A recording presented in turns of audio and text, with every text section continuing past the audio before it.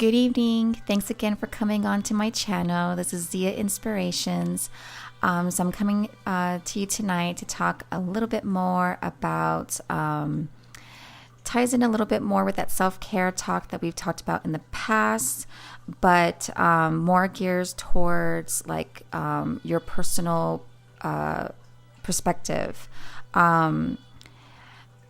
For humans, especially like anybody dealing with, actually, it's not even just humans, any living creature, I think, on this planet can be subjected to having traumatic experiences.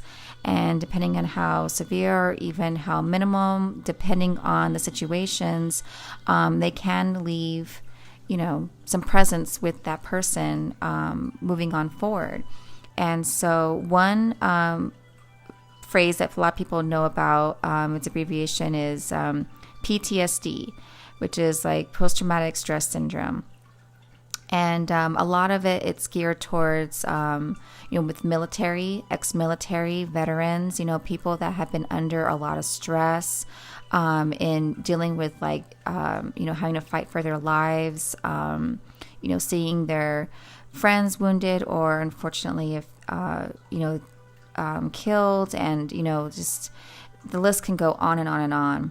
Well, that does go on day-to-day lives as well. I mean, this is, it can be a stressful world at times, and there are situations that people don't hope or wish for anybody, but sometimes life gives us experiences that we we need to experience, and then we can learn and grow from them. But there's no shame in knowing the fact that you have gone through a stressful time. There is a healing process with that. When people get wounded, if you have like a cut or a burn or, something on your body, it leaves a physical mark. And you can watch that process of how long it takes that process to heal. And depending on how bad the wound is, depending on how much of a scar it leaves. And a lot of times there are inner wounds that people cannot see from the outer world. And so does it mean that those wounds need to be less cared for or less thought of or forgotten? We have to stay focused on those. And so for people dealing with, like stress or trauma, especially when we're dealing with people that have addiction problems, it is very, very common for people to have what's, the post-traumatic stress syndrome. And so if you do feel like you have those, I would strongly suggest, to speak to a professional, go speak to a counselor or a therapist. I'm here just to talk about my own experiences and what's helped me to get me out from a negative thought or a negative energy or perspective and turn it into a positive one. So again, all I can go off of is what my experiences are and what has helped me in hopes that it could help somebody. But at the end of the day, I did always have that support in a professional sense, so I could get the guidance that I needed in situations that I need that help with, that additional help with. So one thing that really helped me was be mindful of my environment and what is surrounding me. And so with that, it could be multiple things, like wherever you are presently in your environment, that is your environment. That is what's surrounding you. And so that could be your home, that could be people, it can be a situation, experiences. So I was always very mindful of what was happening around me and how it was affecting me, if it was affecting me negatively or positively. I touched a little bit in the self-cares. If anyone hasn't seen those, I would strongly suggest to look into those self-care videos, because I talk a little bit about some of these items, but I'm kind of digging into a little bit more in this video. So the number one, be mindful of my environment and what was surrounding me. I talked a little bit, my previous videos was that I would open up the windows in my house. I would let that clean air fresh air come in and circulate the house. And I noticed that helped tremendously with the positive energies, perspective, and not just myself, but also my family and my children. Another was when I was having, dealing with all these experiences, and it's very common for people to go through like some form of like depression where you're just like sad about the situation, and so it was really hard for me to be motivated. But I made sure that I would start, cleaning around, picking up clutter, and anything I was like trying to postpone or trying to not think about and was like trying to push off to the side. I noticed that when I would start making the effort to take care of those certain things, then my mood and everything would start lifting up as well. And so it has been a known fact that, if you have a lot of clutter or, things like that around, and sometimes if you don't have the energy, it's like, it's okay to ask for some help, from family or friends or, anything like that.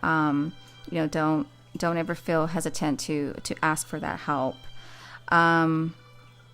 Other was, I was really aware of the people that was around me. So if someone was causing me anxiety or stress, I would look into the reasons of why. I would have to really focus. And then if I had to just stay away from those people, then I would just have to then, take myself out of those situations and not put myself in situations around people that would stress me out or cause that anxiety. And so if there's things that also that you feel like you're feeling overwhelmed, then it's okay to take a breather and step away from it and, wait until you're ready to come back and address it.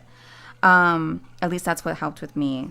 But also, I was, we're on, this is, this era, we're always on our phones, we're always on our computers.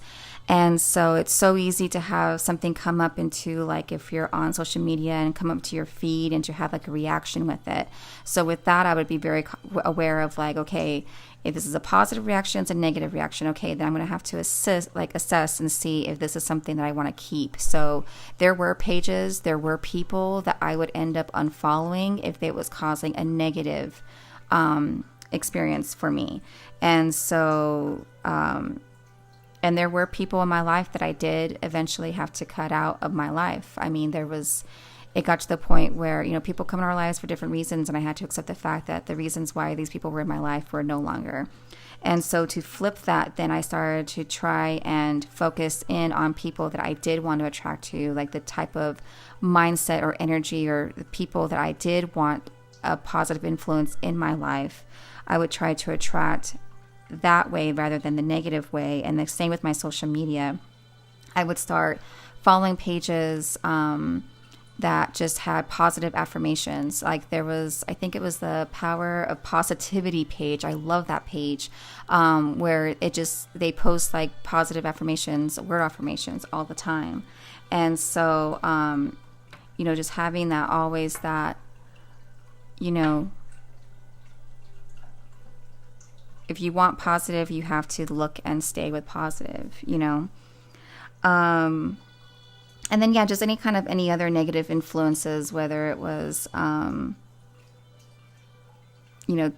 music, things I would watch, like things like that, just day-to-day stuff. I was always try to be very mindful of my environment. And so with attracting those people that I would want to bring in to have that influence, then I would, things like hobbies that I would put off, projects I was postponing or something like that, and things I remembered I would enjoy from the past, I would try and engage in those again, and it would attract people with the same like mind, and then that would help, change my energy, change my perspective. The second thing would be I was very mindful of my own mindset. I talked a little bit about how the environment would affect me and the people that surrounded me, but then I was very mindful of what I was influencing within myself. So that was the way that I would think, the way that I would talk, the way that I would feel. I would try and always make sure that it would stay positive. So if I was thinking something negative, if I was talking something negative, if I was feeling something negative, I would take a moment and reflect, or sometimes it would even be at the end of the day, and then change my perspective on the situation and try and stay positive. And so to tap in a little bit more of that, I know I talked about a little bit about the journaling in my previous videos about how that would help me dealing with a lot of the other, dealing with the stuff that's going on in my mind, putting it out on writing really helped, along with talking to a therapist and friends and going to meetings. But I'd also go do a journal reflection. So I would come back and look at my previous journal entries and be like, wow, I've come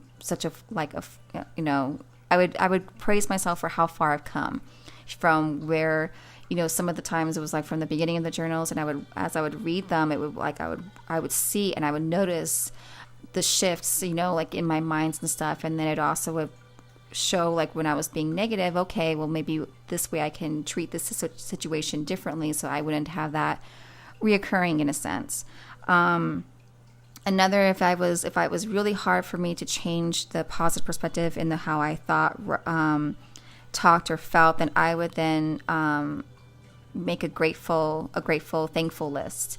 And that is something that I would suggest everybody to do, like as much as possible. Sometimes, it's Thanksgiving, national holiday. That's the only time that we actually a lot of times reflect on what we're thankful for. But if we are tapping into more, so like again, like the journal reflection, I would be grateful for how far I've come, but I would remind myself that if I was frustrated or something didn't work out, or I was being really hard on myself about something, I would then, be mindful of what I was grateful for, things that I was so grateful that I either didn't have to worry about, or, just things that I just deep in my heart, I knew that, I was very, very blessed to have.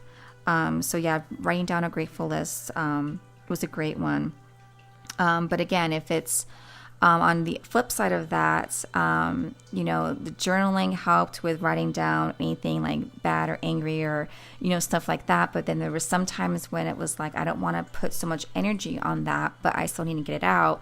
Another practice was I would write it down. And then if it was towards somebody, it was almost like write it down as a letter, like towards that person. And I would get all my frustrations out on that paper, and then I would burn it afterwards. I would never, mail it or tell the person those things, or if it was about a situation and if I was being hard on myself, or just depending on the situation, obviously. But yeah, writing down affirmations, like writing down that and then burning it, that was another great practice that I really liked. And then, as I mentioned, going to meetings and speaking to a therapist, and then those positive word affirmations, absolutely. And then, our senses, we all have some are blessed with more than other, but our senses, like our sense of smell, I've talked a little bit about candles, like how smell does have, it does have an effect on our moods. And then music, does have an effect on our moods. And, having, I got to just recently I started where I would have fresh flowers in my house. That's something that, that you're welcome to, or gardening, getting out in that fresh air and gardening and planting. And, if that's something that interests you, but yeah, just working with your senses is very powerful. So the third thing was I was very mindful of my own physical state.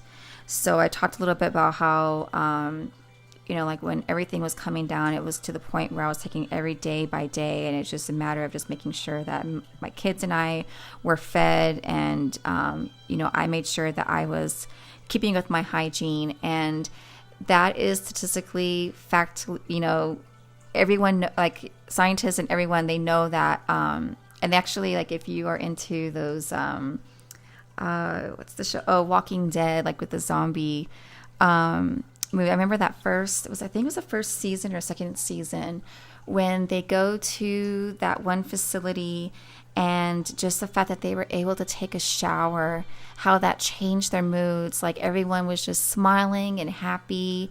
And, like when you're taking care of your hygiene, that does affect, that does affect you, like physically, mentally. That can change your perspective very positively. But yeah, I was always making sure I was staying really hydrated. At the time I was pregnant with my youngest, and so my midwife would encourage me to eat more protein and obviously lay off the junk food. That's the big thing for pregnancy in general. But I stayed true with that throughout, to make sure, because with our bodies, it's like if I have noticed a change where if I'm eating more proteins and veggies, and a lot of times it's really hard to do veggies, so I just started taking vitamins, and I noticed an improvement with that as well. And then again, going outside, simply as just walking, the word exercise, a lot of people just cringe at that. And that's not like going to the gym and running on a treadmill for 30 minutes. If that's not your thing, it could just be simply going outside and walking around for 5 minutes. It could be just going out, meeting up some friends and going shopping, and then walking around like the mall if the weather's not permitted, just to kind of get that movement, get that flowing and everything. And another one was a very, very important one was I made sure I would always get enough sleep. I make sure that I would go to bed at a decent hour. So that was very strict on my kids' schedules to make sure that they would go to bed at a decent hour. I gave myself enough time to unwind from the day, and I made sure I got enough sleep. Because with the hygiene and keeping hydrated, and then the sleep, those are super important with our bodies. And then I talked a little about the breathing techniques, like when I would deal with anxiety and stuff, like breathing in and exhaling, doing that 3 times. That would help a lot. Recently more, I started focusing a little bit more meditation, where you focus on your breathing, you focus in on that, the music, senses, that kind of stuff, and that tremendously helped. But I've always been a spiritual person, so I always would pray, especially around the times when it was I had to leave it off to my higher power. And so praying, but if that's not your thing, then meditating, those breathing techniques, talking with friends, that sort of stuff. And then another thing that I talked a little bit at the last self-care under a budget, when my addict ended up leaving, that was the first thing I did, was I opened up the windows, I got some fresh air to change the energy, to change our moods. And then I also saged the house. And so if you guys are familiar with the sage properties, or if not, but that kind of goes back into also senses, smells. But I remember I just went and got some sage, and I ended up saging the entire house while circulating it, while letting the fresh air in. So the last thing was, it was actually probably the hardest, and sometimes was, which was I would live in the present moment. And so dealing with this busy life, this, with social media, and we want things now, and we're so used to getting, our luxuries and stuff like that so easily, it's really hard to actually just sit and live in the present moment. And so with that, I'm actually going to end it with my favorite quote with that was, if you are depressed, you are living in the past. If you are anxious, you are living in the future. If you are at peace, you are living in the present. And so it would kind of go back to, crying about the past, being worried about the future, but living in the moment now, because this is what's going to make the change now.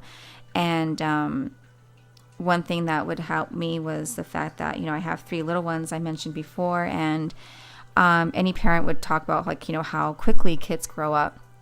How, they're a baby 1 minute, they're a toddler next, and then you have teenagers, and then they're out of the house. And so my little ones are still young. My youngest, I just put her in a toddler bed actually this last weekend. And when I was dealing with all that, I was pregnant with her, and then I had a newborn and having 2 younger toddlers as well. But I had to remind myself to live in the present, because it goes by so fast. Like, I knew that her being that stage, it was going to go so quickly. And, my other kids were going through milestones of their own, like starting school, other things like that. And, dealing with life to life days, it's like you're always worried about that future, especially with kids. And then dealing with a lot of the post-traumatic stress syndrome, dealing with anxiety, dealing with somebody with addiction. You can't help but sometimes thinking about the past, and you go through like crying and grief and that sort of thing. So that was, I would say, would probably be the hardest, but it was also, the most important as well. So I'm going to end it with that. Thank you again. If you think anyone can benefit from this, go ahead and feel free to share, because again, the more that we help people, the more then we can help the people that are surrounding us that have this this disease. And so I'm going to close again with saying, just know that you are so strong. Take it day by day. And remember that you are doing your best. Sending all my love, and goodbye for now. Thank you.